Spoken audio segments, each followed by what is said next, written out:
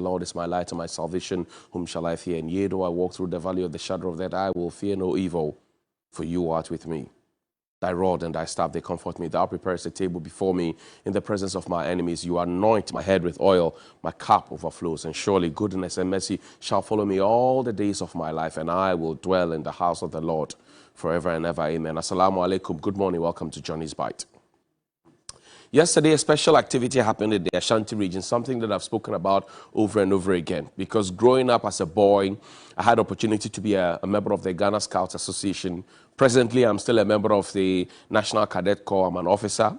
And congratulations to all the officers. We had opportunity for the Red Cross and the Girls Guide and all those groupings that taught us a very, very important value that will help our nation grow: volunteerism.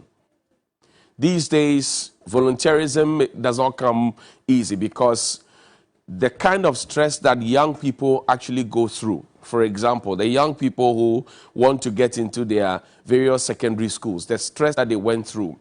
And after they're done with that, the stress that they will hopefully go through trying to get accommodation when they get to the universities. It doesn't engender and encourage them to volunteer for anything. The child who is in that village who has to sit for BEC, ICT option and does not have access to electricity, has not seen a computer before, you cannot be talking about volunteerism to that kid because they've been disadvantaged right from the get-go. So yesterday, under the banner of the National Youth Authority, when the Vice President of the Republic, Alhaji Dr. Mahmoud Bawumia, had mentioned that volunteerism was coming back to the front burner, I was happy about it. So congratulations to the NY, congratulations to the Vice President for this approach. But while I say congratulations to you and salute you for this initiative, I say but because we have seen projects in the past launched beautifully, concepts generated nicely. Well, let's listen to the Vice President so that we can contextualize what was said there. Danny, let's listen to the Vice President. As far as the youth is concerned, we're very, very active in trying to make sure we prepare the youth for the future. And this is why we have free senior high school education, we have free TVET education, we also have a major program in providing technical and vocational equipment and schools and so on to our educational facilities. Young persons between the age. So this is the focus, and I'm happy about it. But may this not be like previous, initiatives that have been launched with pomp and pageantry, and then at some point it loses the steam, and then you will find that the program is not running the way we expected it to run. Mind you, I spoke about the Cadet Corps. You saw the police cadet guys there. So yes, volunteerism is good. It helps our nation to grow. It helps us to develop in many different facets of our life. While I congratulate you, Dr. Bawumia, NYA, I am also watching and looking. Because volunteerism doesn't happen at a go. It is a process. So congrats to you. Good morning to you. As are watching, I hope this is not one of those many ones. Good morning to you, Mr. Vice President. I know you are fasting. But yesterday, I raised a concern about the University of Media, Arts and Communications, UMAC. And I asked the President a simple question: where the council are. The Council of the University of Media, Arts and Communication. It formerly used to be the Ghana Institute of Languages, the Ghana Institute of Journalism, and the National Film and Television Institute. They've put all together. So all the professionals within our filmmaking space, within our audiovisual making space, within our journalism space, within our languages area, you have all been put together. Now there's an act, because prior to you consolidating them, they were individual universities running with their separate councils and getting a chance to hold their congregations and to graduate their students. As we speak, there are students who have satisfied all the requirements of the universities, but have not been graduated. The other time I heard Some other broadcasters screaming atop their lungs and pointing accusing fingers at the rectors. The directors and the rectors are not the ones responsible for forming the council. And I'll demonstrate to you. This is the UMAC Act, Act 2020, Act 1059. Now, we go to the Act, and I'll skip to the portion where it talks about the councils. And then you will see that it is not their fault. I'll tell you whose job it is to have this done. I'll tell you whose job it is to have this done. The University Council. It says the governing body of the university is a council consisting of a chairperson nominated by who? The president. President Akufo-Addo, good morning to you. The vice chancellor. One representative of the academic staff nominated by the Teachers Association of Academic Staff. The rector of each constituent institute, also appointed literally by the education minister, or if you like by extension the president. Now, two representatives of the Student Representation Council, one nominated by the undergraduate students and the other nominated by the postgraduate students. A representative of the alumni of the university nominated by the Alumni Association of the university. One representative of the junior and senior staff nominated by the junior and senior staff, and two other persons nominated by, again, the president. Good morning to you, Mr. President, one of whom is a woman. Well, I find this problematic because President Akufo-Addo told us that 30% of the appointments in his government was going to be given to women. So one of who shall become a woman. I don't know where that concept is coming from.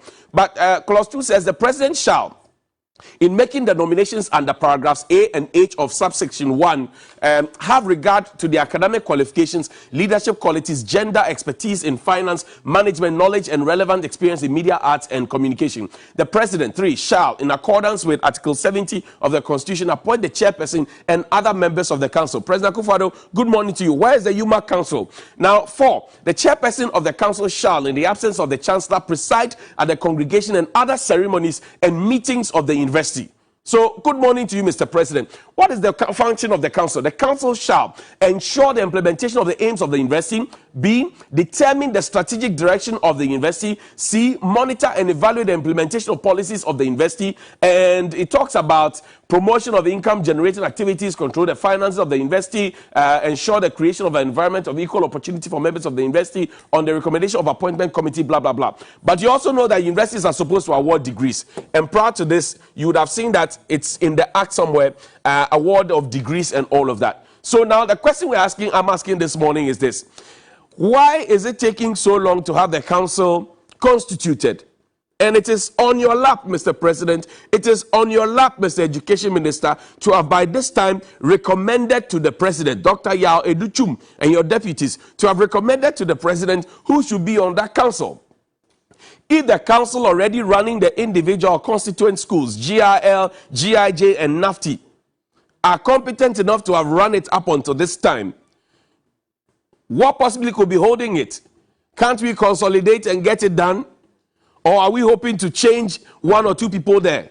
That's okay if you want to change people. But what's the basis for changing them? Because they have been running the institutions. And must the students be suffering because you have not been able to put together a council? I don't get it. And I don't get it because this, you can do this in your sleep, Mr. President. You have the men. You told us so. The SRCs are waiting. The UTAG is waiting. But the teaching staff, everybody is ready. They are waiting for your appointees, Mr. President. And we see you littered all over the whole act.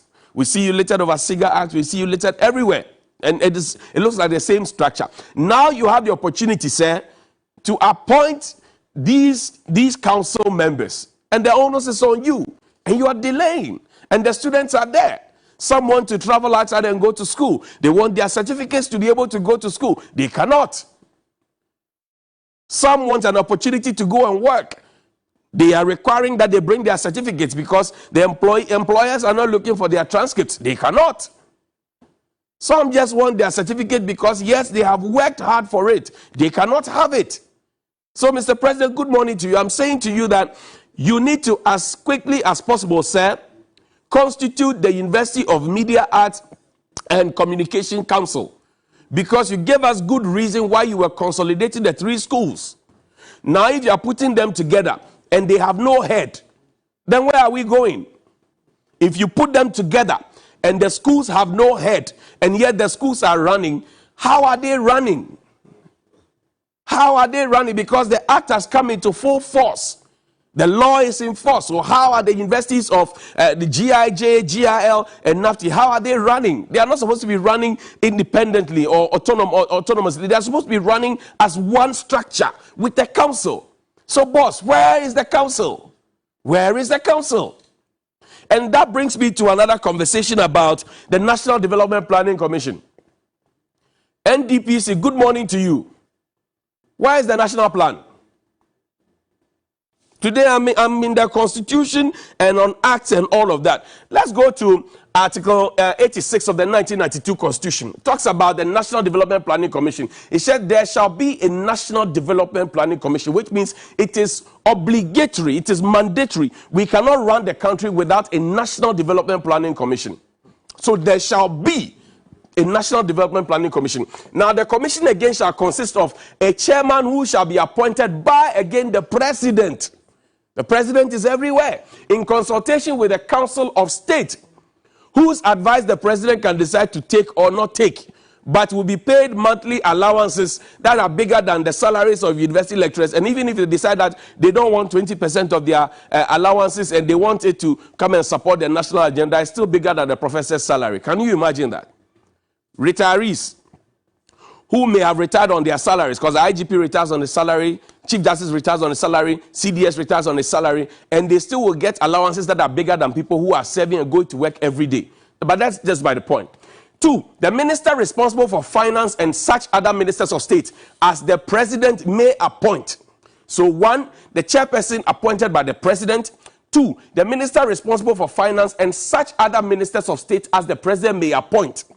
3, the government statistician. 4, the governor of the Bank of Ghana. 5, 1 representative from each region of Ghana appointed by the Regional Coordinating Council of the region. 6, such other persons as may be appointed by again the president, having regard to their knowledge and experience in the relevant areas and roles pertaining to development, economic, social, environment, and spatial planning. Did you see the same tone like we saw in the UMAC Act? Well, now it says 3, the National Development Planning Commission shall be responsible to the president. So the advice is to the president. But you have to pause and ask yourself, where is the national plan that the National Development Planning Commission has presented to the president to be guiding us? Because now we seem to be doing all the things that, in terms of the mood of the nation, the people are not looking forward to. Did the NDPC, for example, have a voice on the Momo or e-levy? Did the NDPC have a voice on the e-levy? Has the NDPC paused to give us their version or their context or their idea about the e-levy? Did they read the mood of the country? In my last minute, the functions of the NDPC is that the commission shall advise the president on development planning policy and strategy. 2, the commission shall, at the request of the president or parliament or on its own initiative, study and make strategic analysis of macroeconomics and structural reform options, make proposals for the development of multi-year rolling plans, taking into consideration the resource potential and comparative advantage of the different districts of Ghana, which means every district. So we are all supposed to be equal. Make proposals for the protection of the natural and physical environment. Make proposals for ensuring that even development of the District of Ghana by the effective utilization of available resources, and monitor, evaluate, and coordinate development policies, the programs and projects. The commission shall also perform such other functions relating to development planning as the president may direct. This morning, with all the big grammar, I am asking the NDPC a simple question. Where is our national plan? Because a country that has no plan, that plans to fail, then means that we failed to plan. And the way we are going, where every political party comes and they decide that, oh, let's go this direction, it would have been better not to have the NDPC at all than to have the NDPC and be in some of the mess that we find ourselves in. So NDPC, wake up, smell the coffee, give us a plan. Good morning.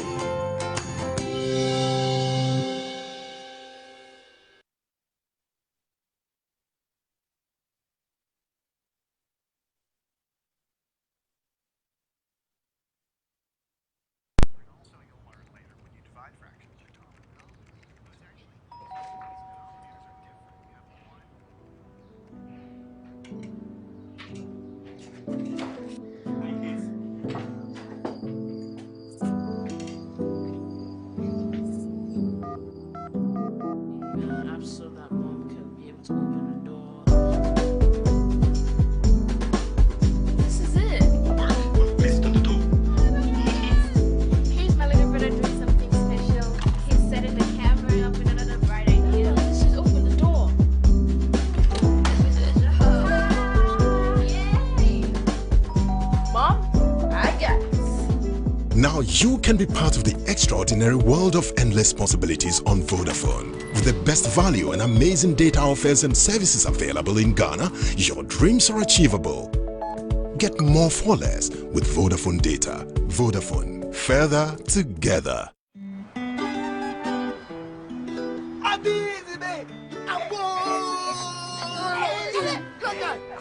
So what do they do now? Oh, now I'm the official intermediary between public transport users and their chauffeur. I determine the financial obligations of my clients by knowing their destination through consultative engagement. Additionally, I'm the manager of the daily financial sales of a transport enterprise.